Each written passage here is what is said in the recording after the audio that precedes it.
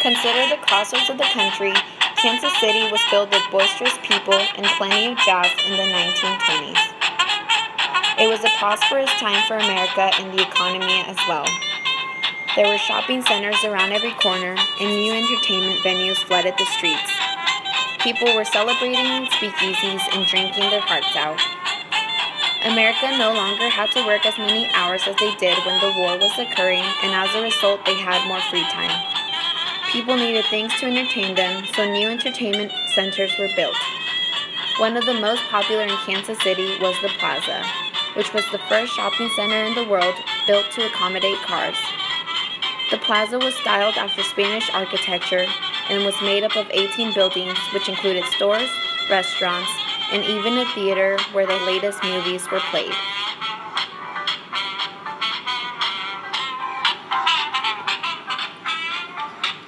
Over 30 statues, fountains, murals, and tile mosaics were also included. People flooded the streets enjoying their time, but little did they know it wouldn't be long until the laughter and joy would be gone.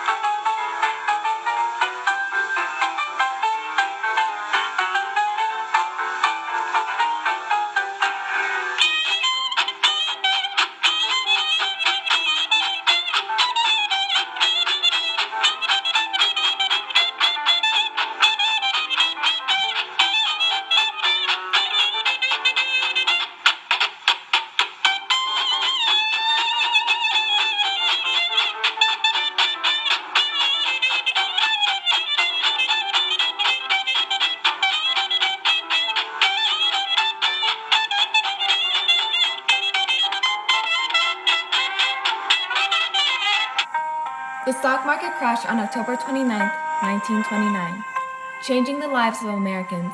Millions of dollars were lost in stocks, and prices decreased dramatically, sending Americans into a frenzy. People rushed to their local banks to withdraw money, fearing they would lose it all. Banks gave back as much as they could, but because they used people's money to invest, they were not able to return everyone's money, and were soon forced to shut down.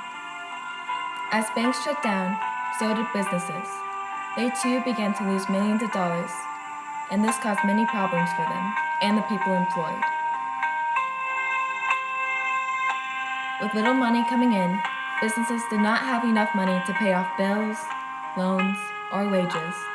In order to conserve as much money as they could, they began to lay off workers in an attempt to reduce their expenses. Millions of Americans lost their jobs, and the question on how they would survive began to form in their mind.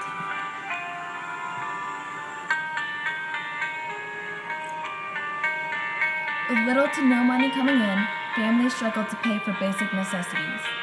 Many lost their houses and were forced to live on the streets. As more and more people struggled to feed themselves, the government began regulating food to people. Bread lines were set up with so many people needing food. Lines would stretch down entire streets, even going around corners. Other charities, such as the Red Cross and the Salvation Army, also helped the victims of the Depression by offering them shelter and food as well.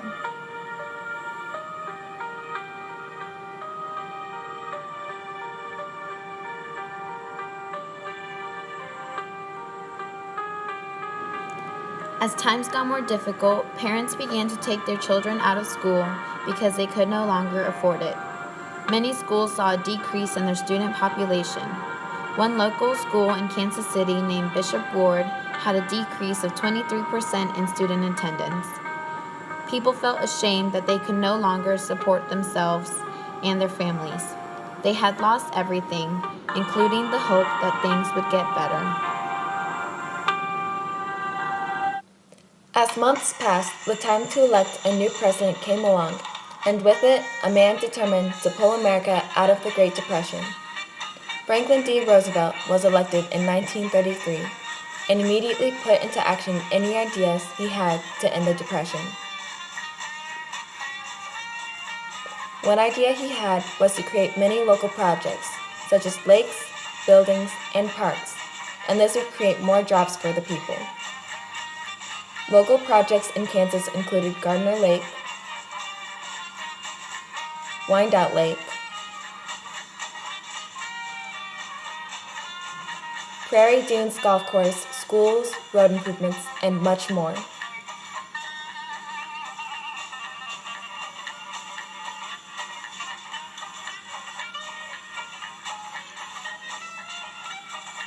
Although these projects did help create more jobs, they did not end the Depression.